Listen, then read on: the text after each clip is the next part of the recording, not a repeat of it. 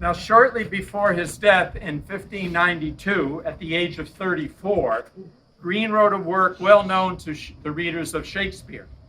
That is his Greene's Groatsworth of Wit, in which he complains about an actor new to the scene who thinks he can write as well as university-educated playwrights. Professional jealousy. And here's what he had to say. For there is an upstart crow, beautified with our feathers, that with his tiger's heart wrapped in a player's hide, supposes he is as well able to bombast out a blank verse line as the best of you. The only shake scene in a country. Who was he talking about? Anyway, on to the play. The play Friar Bacon and Friar Bungay compares favorably with Marlowe's Dr. Faustus. It was written about the same time, but it gets our attention because of Greene's mingling of the pastoral and the romantic, his depiction of a resourceful heroine who you will see represented on our stage, and is weaving potentially serious issues into a comic world, anticipating in these ways many of the things that Shakespeare went on to take advantage of. You have a brief plot summary on the handout, so I won't go through that, but this scene 6, picks up two of the major themes of the play, magic and love. So you understand the play a little better, we're going to do a kind of dumb show walkthrough. Okay? The play opens with Prince Edward in conversation with Friar Bacon. Prince Edward has been pursuing Margaret. His first gambit in his pursuit of Margaret is to send his friend Lacy, who you'll meet in a moment, to woo Margaret on his behalf. So he comes to Friar Bacon for two things. One, a report on how that's going. And two, to access Friar Bacon's magical talent to help the romance progress. Okay. So Friar Bacon shows Prince Edward what's been going on in his magic glass. In the glass, he sees first Margaret and Friar Bungay, who are in conversation. And then Lacy comes in and in soliloquy explains his state of mind. He's in love. Prince Edward is very upset because things progress between Margaret and Lacy, and Friar Bungay is about to take them off to the chapel to marry them. Prince Edward has Friar Bacon intervene, and that's all I'm going to say. The play is the thing. Here tempers Friar Bacon many toys, and holds his place his consistory court, wherein the devils plead homage to his words. Within this glass perspective thou shalt see, this day what's done in merry Fressingfield, twixt lovely Peggy and the Lincoln Earls. Friar, thou gladdest me. How shall Edward try? How Lacy meaneth to his sovereign lord? Stand there and look directly in the glass. But seize my lord.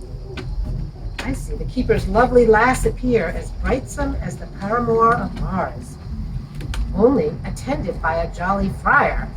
Sit still and keep the crystal in your eye. But tell me, Friar Bungay, is it true that this fair courteous country swain, who says his father is a farmer nigh, Can he be Lord Lacy, Earl of Lincolnshire? Peggy, 'tis true, 'tis Lacy for my life, or else mine art and cunning both do fail, left by Prince Edward to procure his loves, for he in green, that hope you run your cheese, is son to Edward and the Prince of Wales. Be what he will, his lure is but for lust.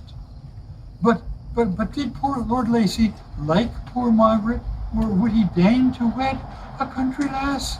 Friar, I would his humble handmaid be, and for great wealth fight him with courtesy. Why, Margaret, dost thou love him? His personage, like the pride of vaunting Troy, might well avouch to shadow Helen's rape.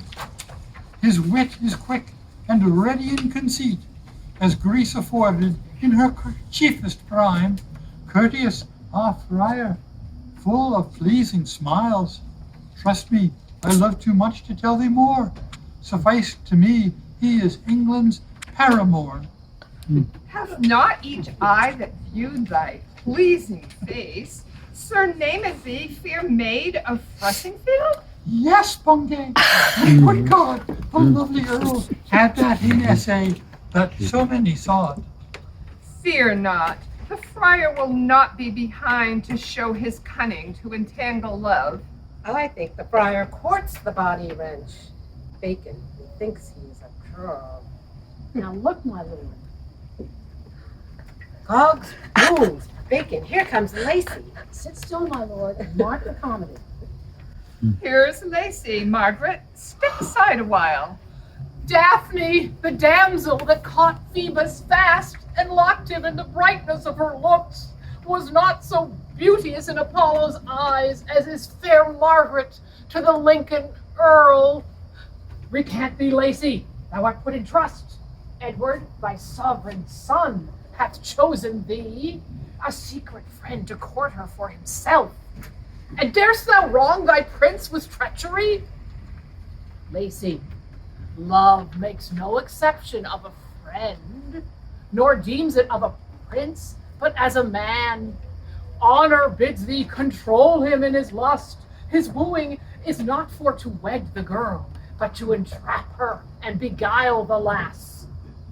Lacy, thou lovest. Then brook not such abuse, but wed her, and abide thy prince's frown, for better die than see her live disgraced.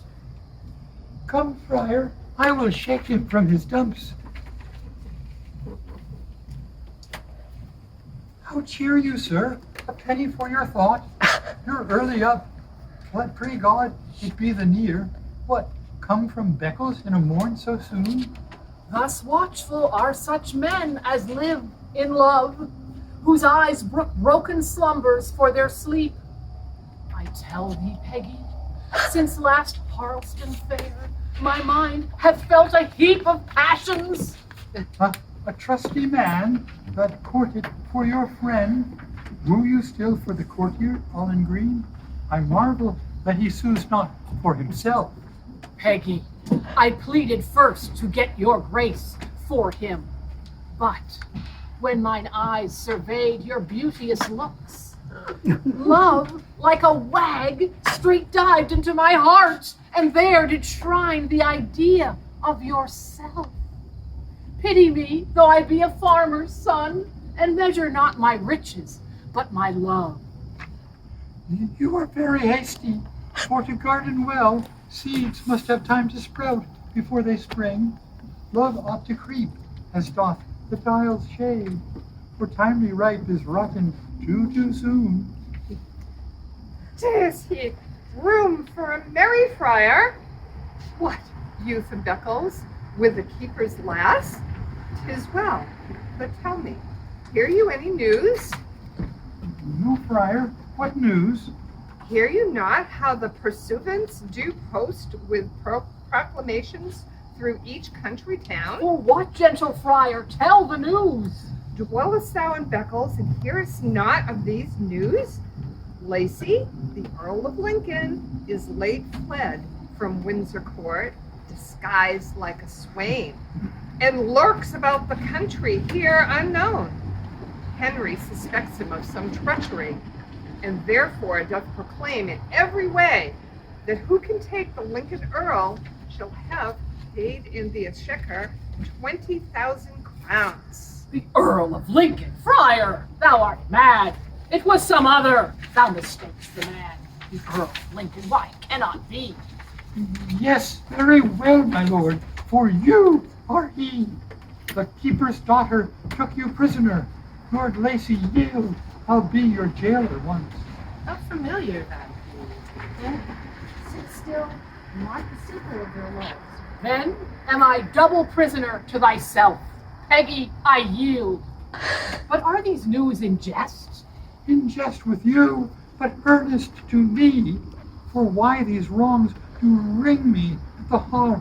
Ah, how these earls and noblemen of birth flatter and feign to forge poor women's ill. Believe me, lass, I am the Lincoln Earl. I doth deny, but tyrant thus in rags, I live disguised to win fair Peggy's love. What love is there where wedding ends not love? I mean, fair girl, to make thee Lacy's wife. I little think that earls will stoop so low. Say, shall I make thee countess ere I sleep? Handmaid unto the earl, so please himself, a wife in name, but servant in obedience. The Lincoln Countess.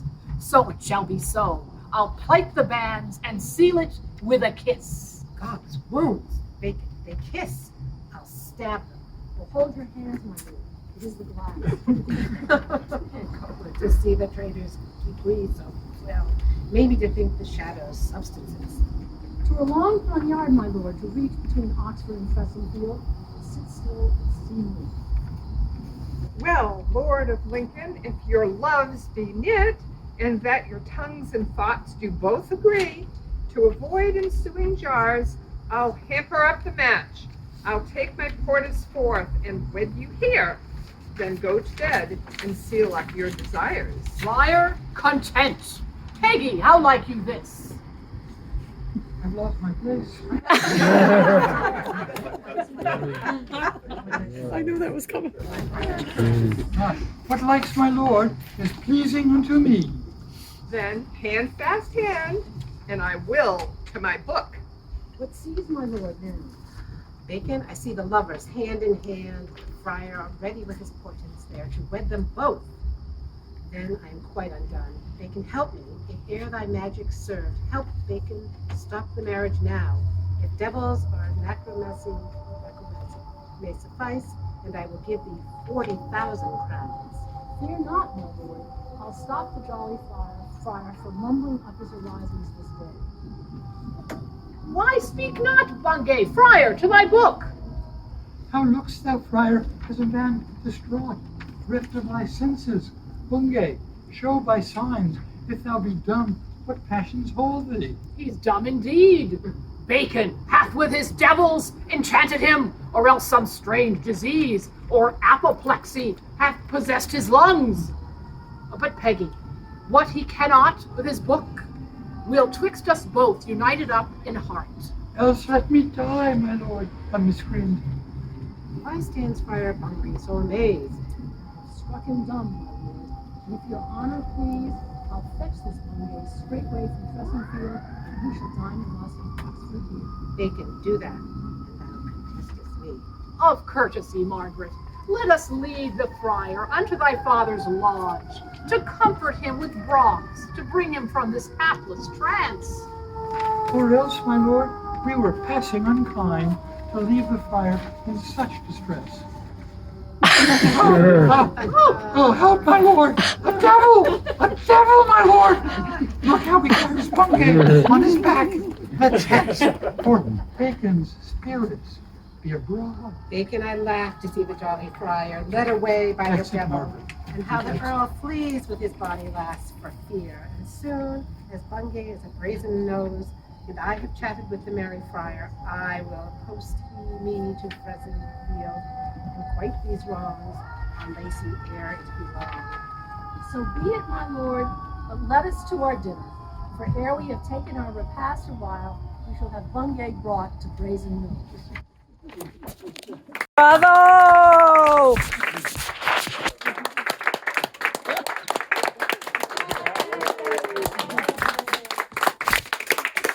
There was one change in the actors that I want to thank Sue publicly for taking on the role of Friar Bungay at the last moment. So, Great job. we're happy. And then, line set, on to dinner.